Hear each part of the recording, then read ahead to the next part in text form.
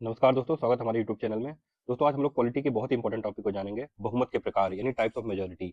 अगर दोस्तों आप लोग यूपीएसआई, यूपी कांस्टेबल, पेट या रेलवे की कोई भी तैयारी कर रहे हैं तो ये टॉपिक को ध्यान से देखिए।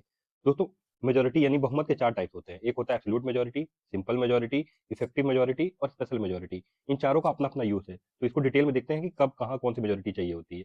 तो सबसे पहले आता है सिंपल मेजॉरिटी यानी सरल बहुमत। ठीक है, नाम से क्लियर है। इस क्या होता है कि majority of the member present and voting, कितने मेंबर आए हैं उनमें से कितने वोट कर रहे हैं उनकी मेजोरिटी ही काउंट होती है। जैसे एग्जांपल लीजिए, मान लीजिए लोकसभा में 100 मेंबर्स हैं, ठीक। उसमें से किसी एक दिन जिस दिन वोटिंग हो रही है 90 लोग आए हैं, या 100 लोग आए हुए हैं, 90 लोग वोटिंग में हिस्सा ले रहे हैं, 10 लोगों ने बहिष्कार कर दिया है। अब ये जो 90 लोग वोटिंग कर रहे हैं इन्हीं की मेजोरिटी चाहिए। तो 90 का आधा क्या हो जाएगा, 45 प्लस 1 यानी 46, या 46 से ज्यादा लोग अगर उसके फेवर यस में बोल देते हैं तो वो एक्ट पास हो जाता है। आइए देखते हैं ये कहाँ पे यूज होता है। जितने भी सामान्य कानून यानी ऑर्डिनरी बिल्स है वहां पे इस तरीके से वोटिंग कराई जाती है। कॉन्फिडेंस मोशन या नो कॉन्फिडेंस मोशन लाने में ये यूज किया जाता है। या मनी बिल जो लोकसभा में लाया जाता है उसमें भी इसी तरीके की मेजोरिटी चाहिए होती है पास होने में। आगे बढ़ते हैं। ये है एब्सोल्यूट मेजोरिटी यानी पूर्ण बहुमत। ठीक है, इसका डेफिनेशन क्या है कि जो हाउस की टोटल मेंबरशिप है, ठीक है, टोटल प्लस वन, मतलब टोटल का 50%, ठीक है, 50% प्लस वन। अब जैसे एग्जांपल अज्यूम करिए लोकसभा की स्ट्रेंथ 544 है, ठीक है, 543 आप 544 मान लीजिए। इसका आधा करिए कितना हो जाएगा, 272 प्लस वन, यानी आपको 273 या इससे ज्यादा चाहिए। ठीक है, तो ये कहां पे यूज होता है, सरकार बनाने के लिए। ठीक है, चाहे कोई पार्टी अपने दम पे इतनी सीट लाए या बहुमत गठबंधन करके लाए, मतलब भारत में इस समय करंट क्योंकि 543 अवेलेबल सीट्स हैं तो 272 से ज्यादा चाहिए होता है। ठीक, आगे आते हैं इफेक्टिव मेजोरिटी यानी प्रभावी बहुमत। ये क्या होता है, जितनी टोटल सीट है, ठीक, टोटल सीट में से जितनी सीटें वैकेंट है, खाली है, मतलब क्यों खाली है, किसी ने रिजाइन कर दिया, कोई मर गया, ये वगैरह की जो केस है, उसका 50% आपको लेना होता है। ठीक है, प्लस वन।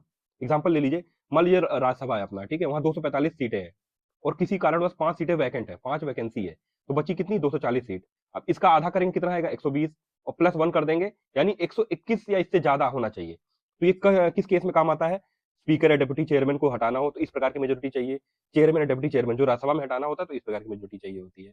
और दोस्तों सबसे लास्ट में आता है स्पेशल मेजोरिटी या विशेष बहुमत। इसके 3 टाइप्स होते हैं जो एग्जाम में पूछे जाते हैं। आइए पहला देखते हैं, आर्टिकल 368, ठीक है, यानी कॉन्स्टिट्यूशनल अमेंडमेंट यानी संविधान संशोधन करने के लिए ये चाहिए होता है। इसमें क्या होता है कि जितने मेंबर प्रेजेंट है वोट कर रहे हैं उनका 2/3 चाहिए होता है और टोटल का 50% चाहिए होता है। तो ये दोनों कंडीशन 1 और 2 साथ में होनी चाहिए। आपको एग्जांपल दे के समझाता हूँ। मान लीजिए एक केस अज्यूम करिए, लोकसभा का जो स्ट्रेंथ है 600 है, ठीक है, इसका 50% कितना होगा, 300, और प्लस वन कर देंगे, यानी 301 या इससे ज्यादा चाहिए होता है। ठीक, ये पहली कंडीशन हो गई। अब दूसरी कंडीशन क्या है, मान लीजिए हमने अज्यूम कर लिया कि उस दिन 300 लोग ही आए हैं, आए हैं और 300 लोग वोट कर रहे हैं, तो इनका 2/3 निकाल लीजिए, कितना बैठेगा, 200, यानी वो बिल नहीं पास होगा क्योंकि 301 से तो ज्यादा होना चाहिए था, दोनों कंडीशन सही होनी थी। अब अगर ऐसा एज्यूम कर लीजिए, चलिए अच्छा 450 लोग आए हैं और वोट कर रहे हैं, तो ये 2/3 निकाल लीजिए, कितना बैठेगा, 300, तो भी नहीं होगा, यानी 450 से कुछ ज्यादा। अगर इस समय क्या कहते हैं 470 या 480 लोग आए होते, मान लीजिए 2/3 एज्यूम करिए, तो 320 बैठता, तब ये पास हो जाता। तो समझ रहे हैं, ये दोनों कंडीशन साथ में होनी चाहिए कि 2/3 present and voting plus 50 of the total. अच्छा, ये इतना हार्ड इसीलिए बनाया गया है कि जिससे ये इजीली ना हो पाए, मतलब हमारे पार्लियामेंट में संविधान संशोधन को इसीलिए ये इतना कठिन बनाया गया है कि बार बार ना किया जा सके। तो संविधान संशोधन के लिए चाहिए होता है और इम्पीचमेंट। ठीक, आगे आते हैं स्पेशल मेजोरिटी। स्पेशल मेजोरिटी क्या होता है कि जितने आए उनका 2/3। ये कहाँ यूज होता है, राज्यसभा अगर आर्टिकल 249 में के तहत लाती है कि नहीं, क्या कहती है कि लोकसभा किसी स्टेट सब्जेक्ट पे बनाए, स्टेट सब्जेक्ट पे कानून बनाए, तो ये कब आता है, जब राज्यसभा इसके लिए एक रेजोल्यूशन पास करती है, उसके लिए मेजोरिटी यही चाहिए होती है, स्पेशल मेजोरिटी, या अगर नेशनल इमरजेंसी को रेटिफाई करना है।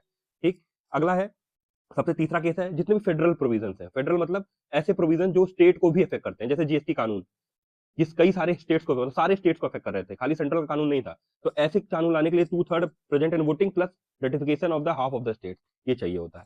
तो दोस्तों ये वीडियो यही समाप्त हुआ, और अगर आपको वीडियो अच्छी लगी तो हमारे चैनल को लाइक सब्सक्राइब